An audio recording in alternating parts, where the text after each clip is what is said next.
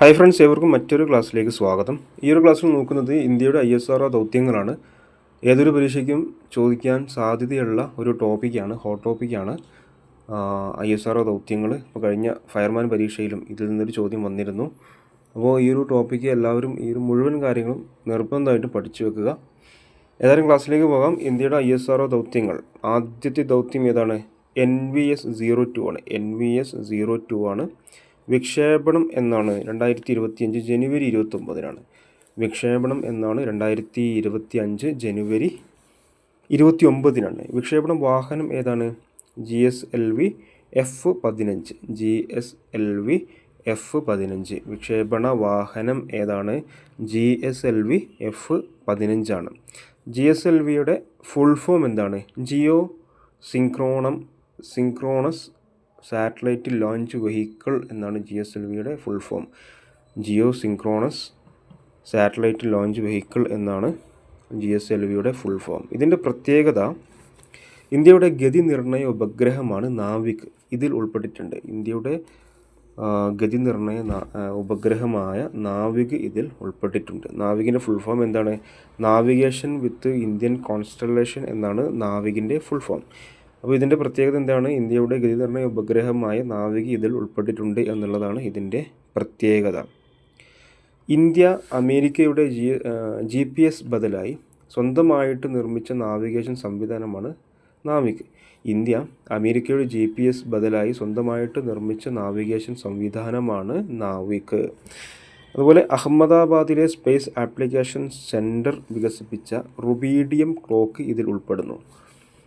അഹമ്മദാബാദിലെ space application centre വികസിപ്പിച്ച rubidium clock ഇതിൽ ഉൾപ്പെടുന്നു. അപ്പം ISROയുടെ ആദ്യ ദൗത്യമായ NVS-02 2025 ജനുവരി 29 വിക്ഷേപിച്ചത്. വിക്ഷേപണ വാഹനം GSLV F-15 ആണ്.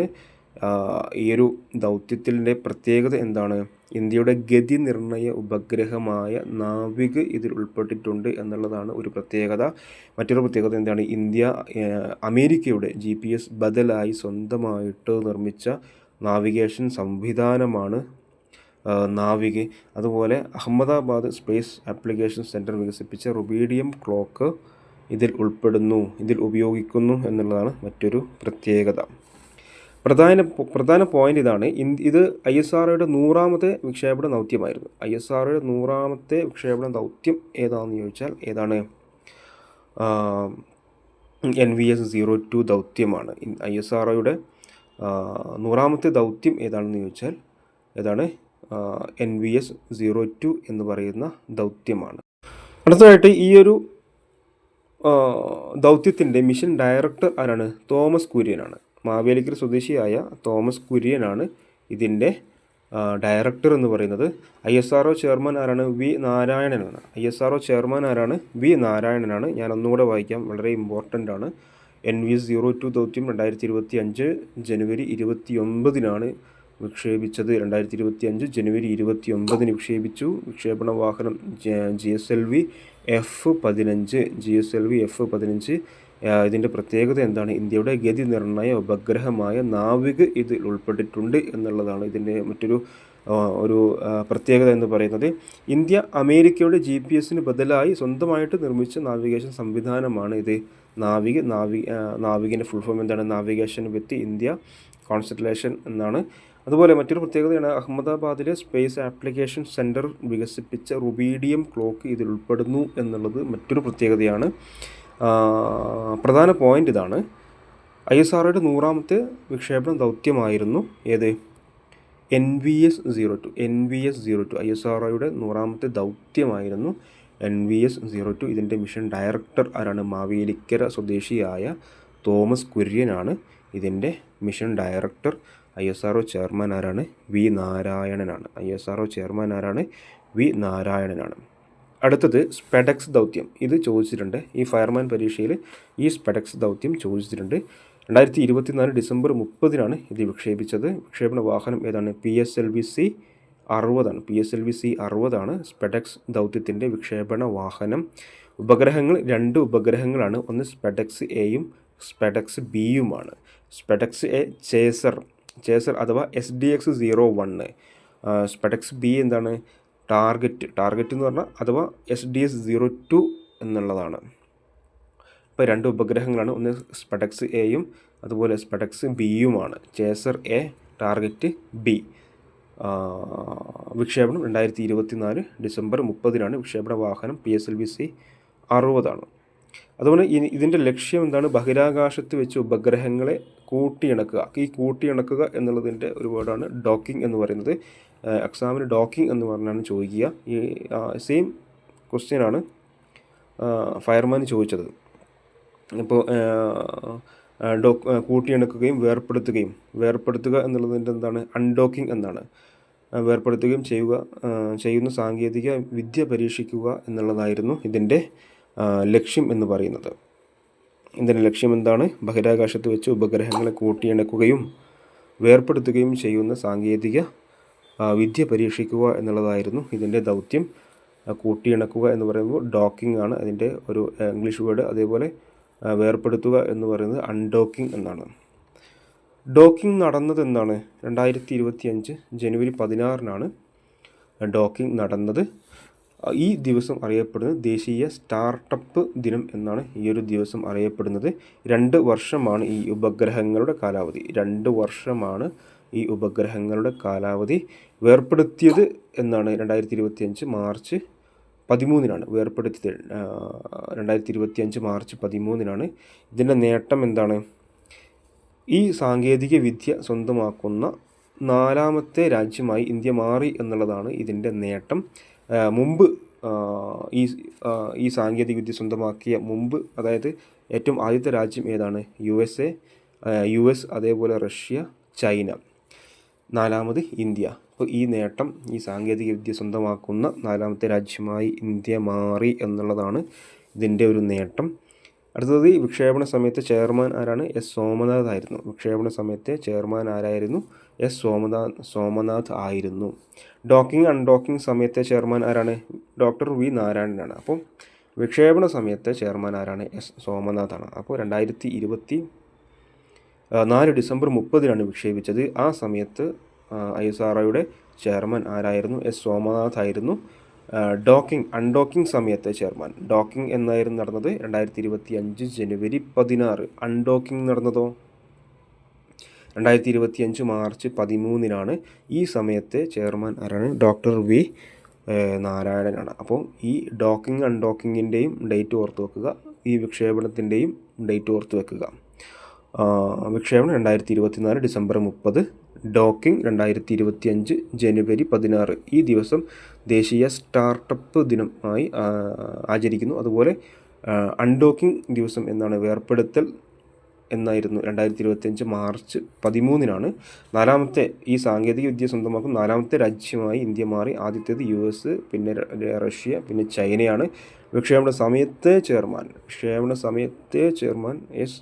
സോമനാഥാണ്. ഡോക്കിംഗ് അൺഡോക്കിംഗ് സമയത്തെ ചെയർമാൻ Dr. V. നാരായണനാണ്. ഇതിൻ്റെ നിർമ്മാണം ആരാണ്, UR റാവു സാറ്റലൈറ്റ് സെൻറ്ററും അതുപോലെ അനന്ത് ടെക്നോളജീസും. ഇതിൻ്റെ നിർമ്മാണം ആരാണ്, UR റാവു സാറ്റലൈറ്റ് സെൻറ്ററും അനന്ത് ടെക്നോളജീസും. സ്പെഡെക്സ് ദൗത്യത്തിൻ്റെ ഈ ഒരു നിർമ്മാണം ആരായിരുന്നു, UR റാവു സാറ്റലൈറ്റ് സെൻറ്ററും അനന്ത് ടെക്നോളജീസുമാണ് ഇതിൻ്റെ നിർമ്മാണം നിർവഹിച്ചത്. അടുത്തത് ദൗത്യമാണ് പോയം 4. പോയം 4ൻ്റെ ഫുൾ ഫോം എന്താണ്, PSLV ഓർബിറ്റൽ എക്സ്പെരിമെൻ്റൽ മൊഡ്യൂൾ എന്നാണ് ഈ പോയത്തിൻ്റെ full form. PSLV orbital experimental module എന്നാണ് പോയത്തിൻ്റെ ഫുൾ ഫോം. ഇത് ബന്ധപ്പെട്ട ദൗത്യം എന്താണ്, സ്പെഡെക്സ് വിക്ഷേപിച്ച PSLV-C 60 റോക്കറ്റിൻ്റെ 4ാം ഘട്ടം ഒരു പരീക്ഷണ വേദിയായി ഉപയോഗിച്ചു എന്നുള്ളതാണ് ഇതിൻ്റെ ബന്ധപ്പെട്ട ദൗത്യം. എന്താണ്, സ്പെഡെക്സ് വിക്ഷേപിച്ച PSLV-C 60 റോക്കറ്റിൻ്റെ 4ാം ഘട്ട ഒരു പരീക്ഷണ വേദിയായി ഉപയോഗിച്ചു എന്നുള്ളതാണ് ഇതിൻ്റെ ബന്ധപ്പെട്ട ദൗത്യം. അടുത്തത് റോബോട്ടിക് ആം, യന്ത്രക്കൈ, RRMTD relocated robotic manipulator technology demonstration എന്നാണ് RRMTDയുടെ പ്രത്യേകത. ഈ റോബോട്ടിക് കൈ ഈ ഘട്ടത്തിൽ ഘടിപ്പിച്ച് പരീക്ഷിച്ചു. ബഹിരാകാശത്ത് വസ്തുക്കളെ പിടിക്കാനും നീക്കാനും സഹായിക്കുന്ന സാങ്കേതിക വിദ്യയാണ്. അപ്പോൾ ഈ റോബോട്ടിക് ആം യന്ത്രക്കൈ എന്തിനാണ് ഉപയോഗിക്കുന്നത്? ബഹിരാകാശത്ത് വസ്തുക്കളെ പിടിക്കാനും നീക്കാനും സഹായിക്കുന്ന സാങ്കേതിക വിദ്യയാണ് എന്ത്? റോബോട്ടിക് ആം എന്ന് പറയുന്നത്. യന്ത്രക്കൈ അല്ലെങ്കിൽ RRMTD. RRMTDയുടെ ഫുൾ ഫോം എന്താണ്? റീലൊക്കേറ്റഡ് റോബോട്ടിക് മാനിപ്പുലേറ്റർ ടെക്നോളജി ഡെമോൺസ്ട്രേഷൻ എന്നാണ് ഈ RRMTDയുടെ ഫുൾ ഫോം. ഇത് വികസിപ്പിച്ചത് ആരാണ്? ISROയുടെ ഇൻറ്റീരിയർ സിസ്റ്റം യൂണിറ്റ് ആണ്. ഇത് എവിടെയാണ്? നമ്മുടെ കേരളത്തിലാണ്, വലിയമല, തിരുവനന്തപുരം. ഈ റോബോട്ടിക് യന്ത്രക്കൈ വികസിപ്പിച്ചത് ആരാണ്? ISROയാണ്. ISROയുടെ ഇൻറ്റീരിയർ സിസ്റ്റം യൂണിറ്റ് ആണ്. അത് എവിടെയാണ്? വലിയമല, തിരുവനന്തപുരം. അപ്പോൾ ISROയുടെ മറ്റൊരു ക്വസ്റ്റ്യനും കൂടിയായി. ISROയുടെ ഇൻറ്റീരിയർ സിസ്റ്റം യൂണിറ്റ് എവിടെയാണ്? വലിയമല, തിരുവനന്തപുരം. അടുത്തതായിട്ട് അതിൽ വരുന്നതാണ്, ആ ഒരു ദൗത്യത്തിൽ വരുന്നതാണ് ക്രോപ്സ് എന്ന് പറയുന്നത്. പോയം 4-ൽ പയർ വിത്തുക്കൾ മുളപ്പിക്കുന്ന പരീക്ഷണം നടത്തി. പോയം 4-ൽ പയർ വിത്തുക്കൾ മുളപ്പിക്കുന്ന ഒരു പരീക്ഷണമാണ് ക്രോപ്സ് എന്ന് പറയുന്നത്. Crops compact research module four orbital plant studies എന്നാണ് അതിൻ്റെ full form. Compact research module four orbital plant studies എന്നാണ് ക്രോപ്സിൻ്റെ ഫുൾ ഫോം. ഈ ക്രോപ്സ് എന്ന പെലോഡ് ഇതിനായി ഉപയോഗിച്ചു. ഈ പരീക്ഷണ സമയത്ത് ചെയർമാൻ ആരാണ്? S. സോമനാഥാണ്. അപ്പം ക്രോപ്സ് ഈ ഒരു പരീക്ഷണ സമയത്ത് ചെയർമാൻ ആരാണ്? S. സോമനാഥാണ്. അതായത് പോയം 4-ൻ്റെ പരീക്ഷണ സമയത്ത് ചെയർമാൻ ആരാണ്? S. സോമനാഥാണ്.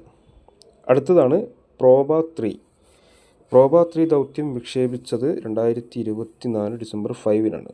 2025 ഡിസംബർ 5 ലോക മണ്ണ് ദിനമായി ആചരിക്കുന്നു. വിക്ഷേപണ വാഹനം ഏതാണ്? PSLV-C 59 ആണ്. PSC മുൻപ് ചോദിച്ചതാണ്. PSLV-C 59 ആണ്. ഇതിൻ്റെ പ്രത്യേകത യൂറോപ്യൻ സ്പേസ് ഏജൻസിയുടെ ദൗത്യമാണ്.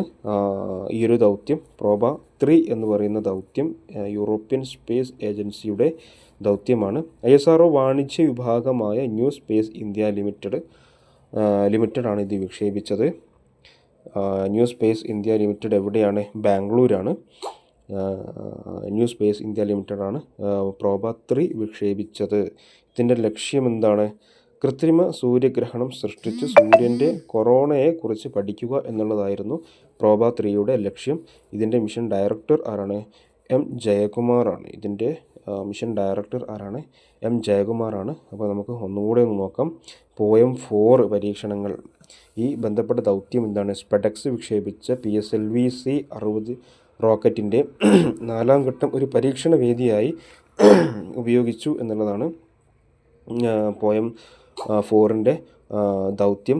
ഇതിൽ ഉപയോഗിച്ചതാണ് റോബോട്ടിക് ആം യന്ത്രക്കൈ. ഇതിൽ ഉപയോഗിച്ചതാണ് അല്ലെങ്കിൽ RRMTD relocated robotic manipulator technology demonstration എന്ന റോബോട്ടിക് കൈ ഈ ഘട്ടത്തിൽ ഘടിപ്പിച്ചു പരീക്ഷിച്ചു. അതേപോലെ ബഹിരാകാശത്ത് വസ്തുക്കളെ പിടിക്കാനും നീക്കാനും സഹായിക്കുന്ന സാങ്കേതിക വിദ്യയാണ് റോബോട്ടിക് ആം എന്ന് പറയുന്നത്, യന്ത്രക്കൈ. ഇത് വികസിപ്പിച്ചത് ആരാണ്? ISROയുടെ ഇൻറ്റീരിയർ സിസ്റ്റം യൂണിറ്റ് ആണ്. ഈ യൂണിറ്റ് എവിടെയാണ്? Valiyamala, Thiruvananthapuram. ISROയുടെ interior system unit എവിടെയാണ്? വലിയമല, തിരുവനന്തപുരം. മറ്റൊരു പ്രവർത്തനമായിരുന്നു പോയം 4-ൽ പയർ വിത്തുകൾ മുളപ്പിക്കുന്ന പരീക്ഷണം. ഇത് ക്രോപ്സ് എന്നറിയപ്പെടുന്നു. ക്രോപ്സിൻ്റെ ഫുൾ ഫോം എന്താണ്? Compact research module four orbital plant studies എന്നാണ് ക്രോപ്സിൻ്റെ ഫുൾ ഫോം. ഈ ക്രോപ്സ് എന്ന് പറയുന്ന പെലോഡ് ഇതിനായി ഉപയോഗിച്ചു. ഈ പരീക്ഷണ സമയത്തെ ISRO ചെയർമാൻ ആരാണ്? S. സോമനാഥ് ആയിരുന്നു. അടുത്തൊരു ദൗത്യമായിരുന്നു പ്രോബ 3. 2024 ഡിസംബർ 5-നാണ് ഇത് വിക്ഷേപിച്ചത്. ഡിസംബർ 5 എന്താണ്? ലോക മണ്ണ് ദിനമായി ആചരിക്കുന്നു. അതുപോലെ വിക്ഷേപണ വാഹനം ഏതാണ്? PSLV-C 59. പ്രോബ 3 വിക്ഷേപണ വാഹനം ഏതാണ്? PSLV-C 59 ആണ്. 2024 ഡിസംബർ 5-ന് വിക്ഷേപിച്ചു. പ്രത്യേകത യൂറോപ്യൻ സ്പേസ് ഏജൻസിയുടെ ദൗത്യമായിരുന്നു ഇത്. ISROയുടെ വാണിജ്യം വിഭാഗമായ ന്യൂ സ്പേസ് ഇന്ത്യ ലിമിറ്റഡാണ് ഇത് വിക്ഷേപിച്ചത്. ന്യൂ സ്പേസ് ഇന്ത്യ ലിമിറ്റഡ് എവിടെയാണ്? ബാംഗ്ലൂരാണ്. ഇതിൻ്റെ ലക്ഷ്യം എന്താണ്? സൂര്യഗ്രഹണം സൃഷ്ടിച്ച് സൂര്യൻ്റെ കൊറോണയെക്കുറിച്ച് പഠിക്കുക എന്നുള്ളതാണ് ഇതിൻ്റെ ലക്ഷ്യം. ചോദ്യങ്ങൾ വരാം. കൃത്രിമ സൂര്യഗ്രഹണം സൃഷ്ടിച്ച് സൂര്യൻ്റെ കൊറോണയെക്കുറിച്ച് പഠിക്കുന്ന ദൗത്യം ഏതാണെന്ന് വെച്ചാൽ ഏതാണ്? പ്രോബ 3 ആണ്. ഇതിൻ്റെ മിഷൻ ഡയറക്ടർ ഡോക്ടർ എം ജയകുമാറാണ്. അടുത്തത് GSAT-N2 ആണ്, അഥവാ GSAT-20 എന്നും അറിയപ്പെടുന്നു.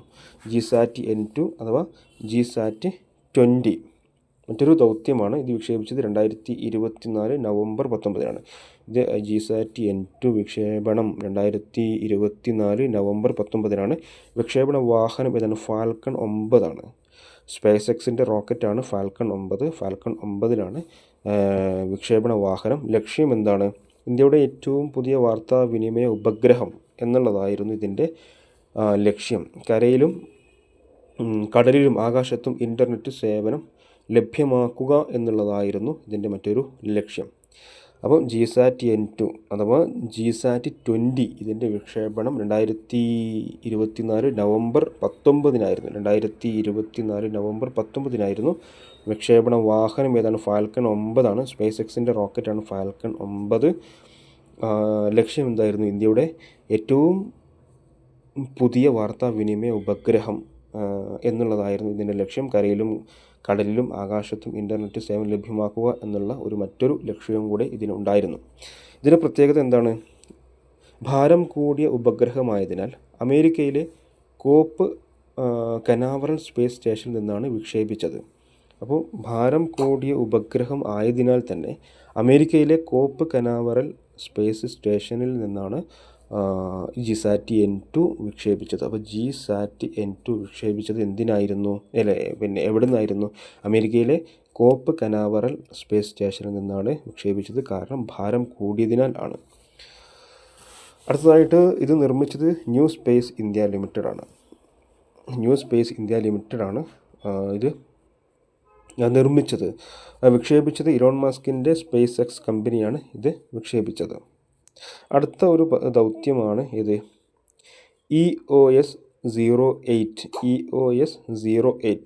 ഈ വിക്ഷേപണം 2024 ഓഗസ്റ്റ് 16 EOS 08 വിക്ഷേപിച്ചത് സ്വാതന്ത്ര്യദിനത്തിൻ്റെ പിറ്റേന്ന്. അപ്പോൾ 2024 സ്വാതന്ത്ര്യദിനത്തിൻ്റെ പിറ്റേന്ന് വിക്ഷേപിച്ച വാഹനം ഏതാണെന്ന് ചോദിച്ചാൽ ഏതാ പറയുക?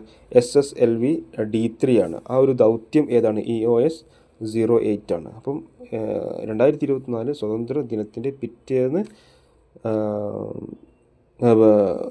വിക്ഷേപിച്ച ദൗത്യം ഏതാണെന്ന് വെച്ചാൽ EOS 08 ആണ്. വാഹനം ഏതാണെന്ന് വെച്ചാൽ GSLV D3 ആണ്. ലക്ഷ്യം എന്താണ്? ഭൗമ നിരീക്ഷണ ഉപഗ്രഹം എന്നുള്ളതായിരുന്നു ഇതിൻ്റെ ലക്ഷ്യം. പ്രത്യേകത SSLV small satellite launch vehicle റോക്കറ്റിൻ്റെ 3ാമത്തെ വിക്ഷേപണം ആയിരുന്നു EOS 08. ചെറിയ ഉപഗ്രഹങ്ങളെ വിക്ഷേപിക്കാനുള്ള വാഹനം ആയിരുന്നു EOS 08. ഇത് വിക്ഷേപിച്ചത് 2024 ഓഗസ്റ്റ് 16 വിക്ഷേപണ വാഹനം SSLV D3 ആണ്. ലക്ഷ്യം എന്തായിരുന്നു?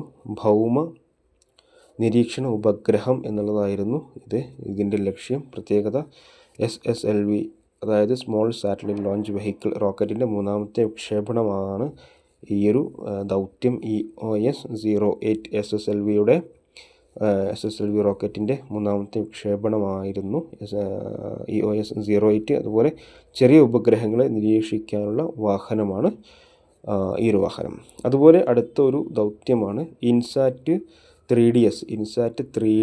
ഈ വിക്ഷേപണം 2024 ഫെബ്രുവരി 17 ഇൻസാറ്റ് 3DS വിക്ഷേപിച്ചത്. വിക്ഷേപണ വാഹനം ഏതാണ്? GSLV F14 ആണ്. GSLV F14 ആണ് ഇൻസാറ്റ് 3DSൻ്റെ വിക്ഷേപണ വാഹനം ഏതാണ്? GSLV F14 ആണ്. അതുപോലെ നോട്ടി ബോയ് എന്ന് വിളിപ്പേരുള്ള റോക്കറ്റാണ് ഇത് GSLV F14. നോട്ടി ബോയ് എന്ന് വിളിപ്പേരുള്ള റോക്കറ്റാണ് GSLV F14. ഇതിൻ്റെ ലക്ഷ്യം എന്താണ്? കാലാവസ്ഥ നിരീക്ഷണ ഉപഗ്രഹം എന്നുള്ളതായിരുന്നു. ഭൂസ്ഥിര ഉപഗ്രഹം, കാലാവസ്ഥ നിരീക്ഷണ ഉപഗ്രഹം എന്നുള്ളതായിരുന്നു ഇതിൻ്റെ ലക്ഷ്യം, അതായത് ഇൻസാറ്റ് 3DS ലക്ഷ്യം എന്താണ്? കാലാവസ്ഥാ നിരീക്ഷണ ഉപഗ്രഹം ഏതാണ്? ഇൻസാറ്റ് 3DS 2024 ഫെബ്രുവരി 17 വിക്ഷേപിച്ചത്. വിക്ഷേപണ വാഹനം ഏതാണ്? GSLV F-14 അടുത്തതായിട്ട് എക്സ്പോസാറ്റ് ആണ്. എക്സ്പോസാറ്റ് വിക്ഷേപിച്ചത് 2024 ജനുവരി 1 2024 ISROയുടെ ആദ്യ വിക്ഷേപണം ഏതാണ്? എക്സ്പോസാറ്റാണ്. ഓർത്ത് നോക്കുക, 2024 ISROയുടെ ആദ്യത്തെ ദൗത്യം ഏതാണ്? എക്സ്പോസാറ്റ്. ISROയുടെ 2024 ആദ്യത്തെ ദൗത്യം ഏതാണ്? എക്സ്പോസാറ്റാണ്. വിക്ഷേപണ വാഹനം ഏതാണ്? PSLV C-58 PSLV C-58. അപ്പോൾ എക്സ്പോസാറ്റിൻ്റെ വിക്ഷേപണ വാഹനം ഏതാണ്? PSLV C-58 എക്സ്പോസാറ്റ് 2024 ജനുവരി 1 ISROയുടെ 2024 ആദ്യത്തെ വിക്ഷേപണം ആയിരുന്നു എക്സ്പോസാറ്റ്. ഇതിൻ്റെ ലക്ഷ്യം എന്താണ്? എക്സ്റേ തരംഗങ്ങൾ ഉപയോഗിച്ച് തമോഗർത്തങ്ങൾ, അതേപോലെ ന്യൂട്രോ നക്ഷത്രങ്ങൾ എന്നിവയെക്കുറിച്ച് പഠിക്കുക എന്നുള്ളതായിരുന്നു എക്സ്പോസാറ്റ്. 2024 ISROയുടെ ആദ്യത്തെ ദൗത്യമായ എക്സ്പോസാറ്റിൻ്റെ ലക്ഷ്യം എന്തായിരുന്നു?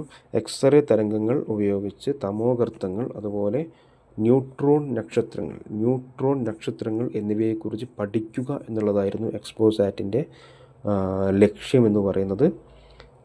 വിക്ഷേപണ വാഹനം ഏതാണ്? എക്സ്പോസാറ്റ്. വിക്ഷേപണം PSLV C-58 ഇതിൻ്റെ നേട്ടം എന്താണ്?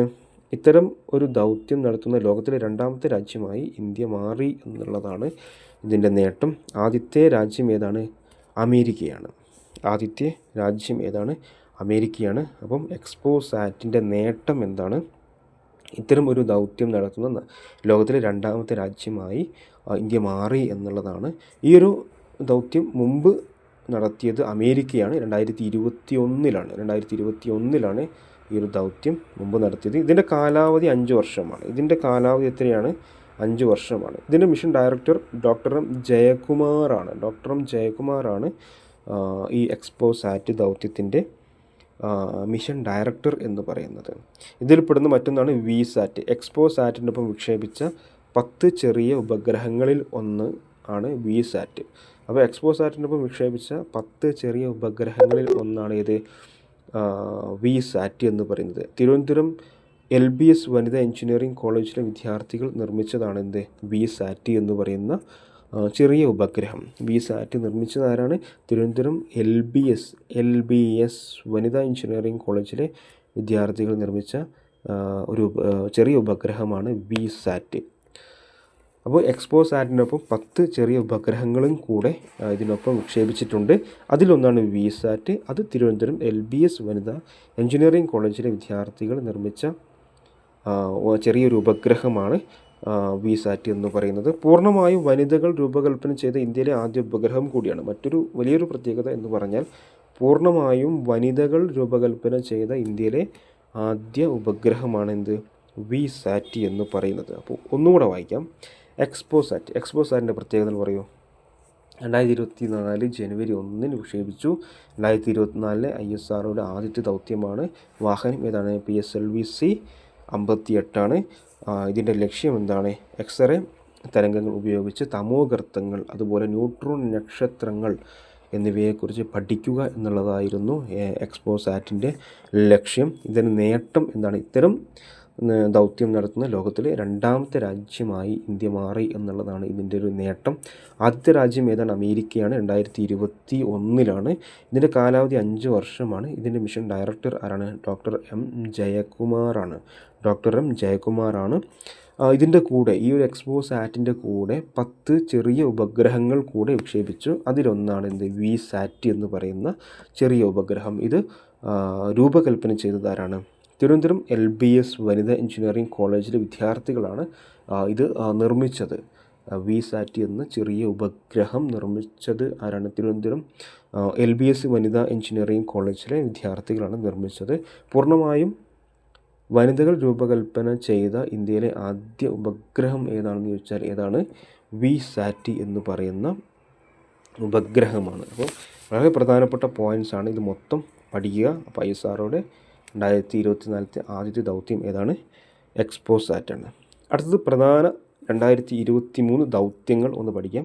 ആദിത്യ L1 വിക്ഷേപണം എന്നാണ് 2023 സെപ്റ്റംബർ 2 സൂര്യ പഠന ദൗത്യമാണ് ഇതിൻ്റെ പ്രത്യേകത. ആദിത്യ L1 ഓർക്കുക, ആദിത്യ L1 വിക്ഷേപണം 2023 സെപ്റ്റംബർ 2 ദൗത്യം എന്താണ്? സൂര്യ പഠനം. അതുപോലെ ചന്ദ്രയാൻ 3 വിക്ഷേപണം 2023 ജൂലൈ 14 ചന്ദ്രനിൽ സോഫ്റ്റ് ലാൻഡിംഗ് നടത്തിയ ദൗത്യമാണ് ചന്ദ്രയാൻ 3. ചന്ദ്രനിൽ സോഫ്റ്റ് ലാൻഡിംഗ് നടത്തിയ ദൗത്യം ഏതാണെന്ന് വെച്ചാൽ ചന്ദ്രയാൻ 3 2023 ജൂലൈ 14. മറ്റു പ്രധാനപ്പെട്ട വാർത്തകൾ എന്തൊക്കെയാണ്? ബഹിരാകാശ പദ്ധതിയായ ഗഗൻയാന് വേണ്ടിയുള്ള ബഹിരാകാശ സഞ്ചാരികളുടെ പേര് പ്രധാനമന്ത്രി നരേന്ദ്രമോദി പ്രഖ്യാപിച്ചു. അതിൽ മലയാളി ഗ്രൂപ്പ് ക്യാപ്റ്റൻ ആരാണ്? പ്രശാന്ത് ബാലകൃഷ്ണൻ നായരാണ്. മലയാളിയായ ഗ്രൂപ്പ് ക്യാപ്റ്റൻ ആരാണ്? പ്രശാന്ത് ബാലകൃഷ്ണൻ നായരാണ് ഇതിൽ ഒരാൾ. അതേപോലെ ഗ്രൂപ്പ് ക്യാപ്റ്റൻ ആരാണ്? അജിത് കൃഷ്ണനാണ്. Group captain Angad Pratap. അതുപോലെ വിങ് ക്യാപ്റ്റൻ ആരാണ്? വിങ് കമാൻഡർ ശുഭാൻഷു ശുക്ല എന്നിവരാണ് ആ 4 പേര്. അപ്പോൾ ആരൊക്കെയാണ്? അതായത് ബഹിരാകാശ പദ്ധതിയായ ഗഗൻയാന് വേണ്ടിയുള്ള ബഹിരാകാശ സഞ്ചാരികളുടെ പേര് നരേന്ദ്രമോദി പ്രഖ്യാപിച്ചിട്ടുണ്ടായിരുന്നു. അതിൽ മലയാളിയായ ഗ്രൂപ്പ് ക്യാപ്റ്റൻ ആരാണ്? പ്രശാന്ത് ബാലകൃഷ്ണൻ നായർ. ഓർക്കുക, പ്രശാന്ത് ബാലകൃഷ്ണൻ നായർ. മറ്റു 3 പേര് ആരൊക്കെയാണ്? Group captain Ajit Krishna. Group captain ആരാണ്? അജിത് കൃഷ്ണ. മറ്റൊരു വ്യക്തി അങ്കദ് പ്രതാപ്. അപ്പം ഗ്രൂപ്പ് ക്യാപ്റ്റന്മാർ ഒന്ന് അജിത് കൃഷ്ണ, പിന്നെ ആരാണ്? അങ്കദ് പ്രതാപ്. പിന്നെ വിങ് കമാൻഡർ ആരാണ്? ശുഭാൻഷു ശുക്ല എന്നിവരാണ് ആ 4 പേര്. ഗഗൻയാൻ പദ്ധതിക്ക് നേതൃത്വം നൽകിയത് ആരാണ്? ഡോക്ടർ എസ് ഉണ്ണികൃഷ്ണൻ നായരാണ് ഗഗൻയാൻ പദ്ധതിക്ക് നേതൃത്വം നൽകിയത്. അടുത്തൊരു പ്രധാനപ്പെട്ട വാർത്തയാണ്. ബ്ലൂ ഒറിജിൻ NS-25 ദൗത്യത്തിൽ പങ്കാളിയാകാനൊരുങ്ങി ഇന്ത്യൻ പ്രവാസി ആരാണ്? ഗോപിചന്ദ് തോട്ടക്കുറ. ഇദ്ദേഹം ആന്ധ്ര സ്വദേശിയാണ്. അടുത്തത് ആക്സിയം മിഷൻ 4. ഈ ദൗത്യത്തെക്കുറിച്ച് മറ്റൊരു ക്ലാസ്സിൽ ഞാൻ പറയുന്നതാണ്. എന്തായാലും ഇവിടെ കൊടുത്തിട്ടുള്ള വായിക്കാം. ആക്സിയം മിഷൻ 4ൻ്റെ പൈലറ്റായി 2025 സ്പേസ് എക്സിൻ്റെ ആക്സിയം മിഷൻ 4ൽ ISSലേക്ക് യാത്ര ചെയ്യുന്ന ആദ്യ ഇന്ത്യൻ ബഹിരാകാശ സഞ്ചാരിയാവുന്ന ആരാണ്? ശുഭാൻഷു ശുക്ലയാണ്. ഇതിനെക്കുറിച്ച് മറ്റൊരു ക്ലാസ്സിൽ ഡീറ്റെയിൽ ആയിട്ട് ഞാൻ ക്ലാസ് ചെയ്യുന്നതാണ്. അടുത്തത് ഓക്സിജൻ ശ്വസിക്കുന്ന ആദ്യ റോക്കറ്റ് ഇന്ത്യ വിജയകരമായി പരീക്ഷിച്ചു. ഏതാണ്? സ്ക്രാംജെറ്റ് എഞ്ചിൻ പരീക്ഷിച്ചത് രോഹിണി 560 റോക്കറ്റിലാണ്. ഓക്സിജൻ ശ്വസിക്കുന്ന ആദ്യ റോക്കറ്റ് ഇന്ത്യ വിജയകരമായി പരീക്ഷിച്ചു. ഏതാണ്? സ്ക്രാംജെറ്റ് എഞ്ചിൻ ആണ് പരീക്ഷിച്ചത്. രോഹിണി 560 റോക്കറ്റിലാണ് പരീക്ഷിച്ചത്. ശബ്ദത്തേക്കാൾ 6 ഇരട്ടി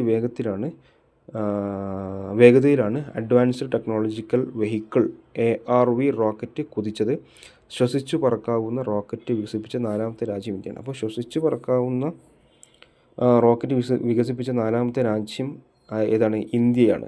ISROയുടെ എയർ ബ്രീത്തിങ് എഞ്ചിനാണ് ഇത് സ്ക്രാംജെറ്റ് എന്ന് പറയുന്നത്. ISROയുടെ എയർ ബ്രീത്തിങ് എഞ്ചിൻ ആണ് സ്ക്രാംജെറ്റ് എന്ന് പറയുന്നത്.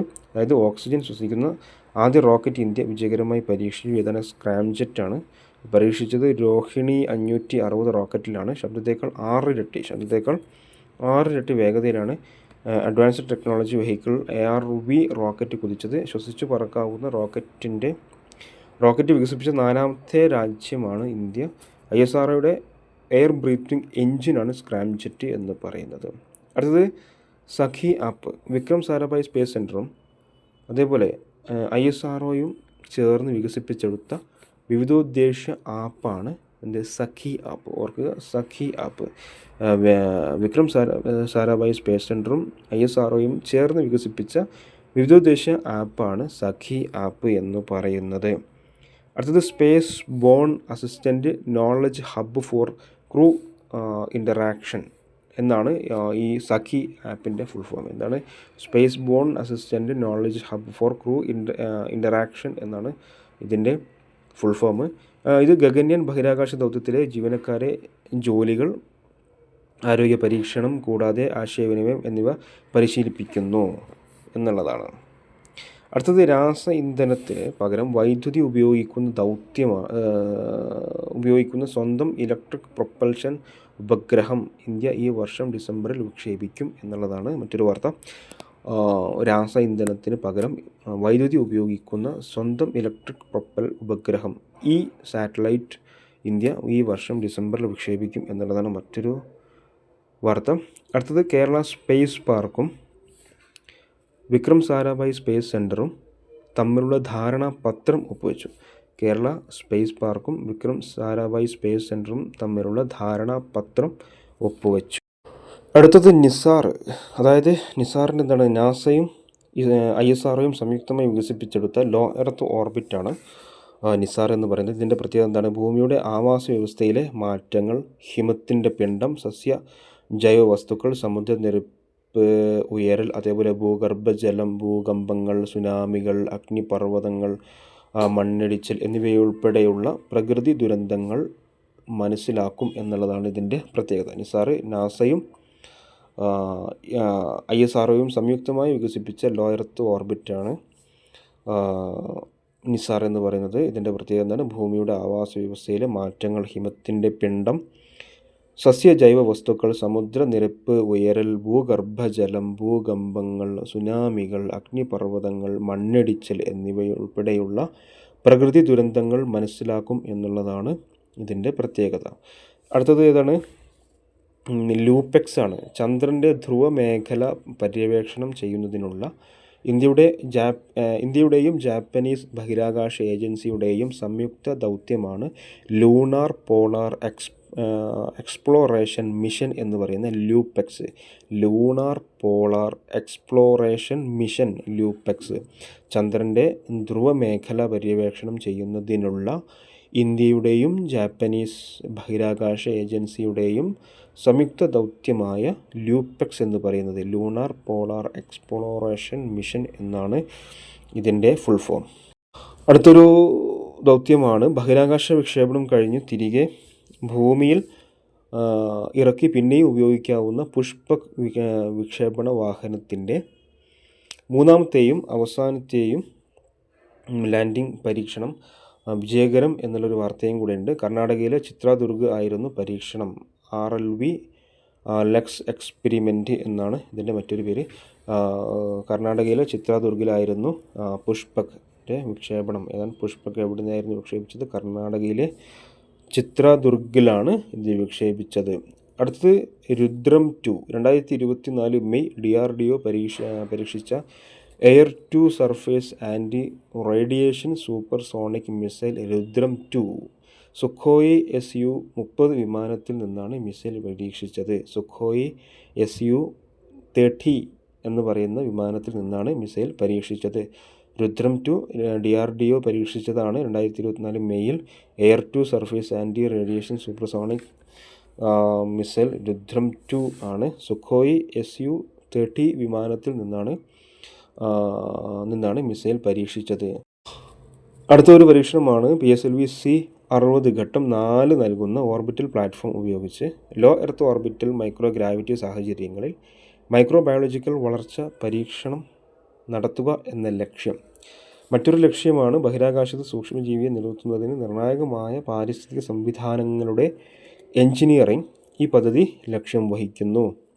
ഇത് വികസിപ്പിച്ചത് ആരാണ്?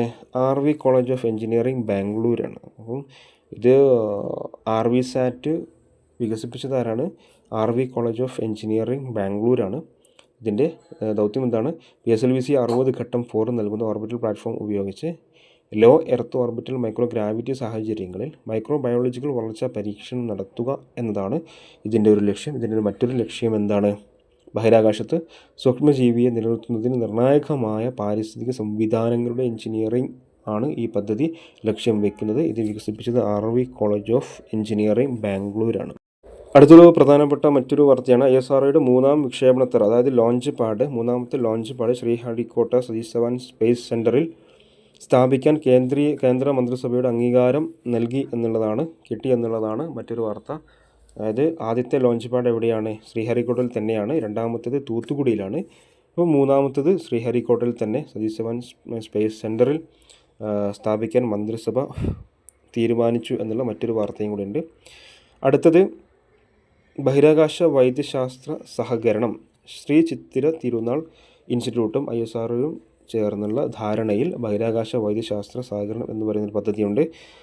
അതിൽ ഇന്ത്യയുടെ അഭിമാന ദൗത്യമായ ഗഗൻയാനിലെ ബഹിരാകാശ യാത്രികർക്ക് ആവശ്യമായ മരുന്നുകളും അനുബന്ധ ഉപകരണങ്ങളും വികസിപ്പിക്കുന്നതിന് തയ്യാറെടുത്ത് Shri Chithira Thirunal institute for medical science and ടെക്നോളജിയാണ് ഈ ഒരു തീരുമാനമെടുത്തത്. ഇന്ത്യയുടെ അഭിമാന ദൗത്യമായ ഗഗൻയാൻ ബഹിരാകാശ യാത്രികർക്ക് ആവശ്യമായ മരുന്നുകളും അനുബന്ധ ഉപകരണങ്ങളും വികസിപ്പിക്കുന്നതിന് തയ്യാറെടുത്ത് Shri Chithira Thirunal institute for medical science and technology എന്ന് പറയുന്നൊരു വാർത്തയുമുണ്ട്. അടുത്തത് സ്പേസ് മെഡിസിൻ രംഗത്ത് സഹകരിക്കുന്നതിനുള്ള ധാരണാപത്രം ISRO ചെയർമാൻ ഡോക്ടർ വി നാരായണനും ശ്രീ ചിത്ര ഡയറക്ടർ ഡോക്ടർ സഞ്ജയ് ബിഹാരിയും കൈമാറി എന്നുള്ളതാണ് മറ്റൊരു വാർത്ത. അപ്പോൾ ഇത്രയും കാര്യങ്ങളാണ് ഇതുമായി ബന്ധപ്പെട്ട് നമുക്ക് പഠിക്കാനുള്ളത്. അതിലേറ്റവും പ്രധാനപ്പെട്ടതാണ് ഈ സ്പെഡെക്സിൻ്റെ ഈ ദൗത്യം, അതുപോലെ NVS-02, അതേപോലെ പ്രോബ, പോയം 4 എന്നുള്ള ഈ 4-5 ദൗത്യങ്ങൾ. EOS 8 മുമ്പ് PSC ചോദിച്ചതാണ്. ഇൻസാറ്റ് 3DX, ഈ എക്സ്പോസാറ്റൊക്കെ വളരെ ഇമ്പോർട്ടൻ്റ് ആണ്. അപ്പോൾ ഇതൊക്കെ ഇതിൽ പ്രധാനപ്പെട്ടതാണ്. അപ്പോൾ ഇതൊക്കെ തീർച്ചയായും പഠിച്ചു വെക്കുക.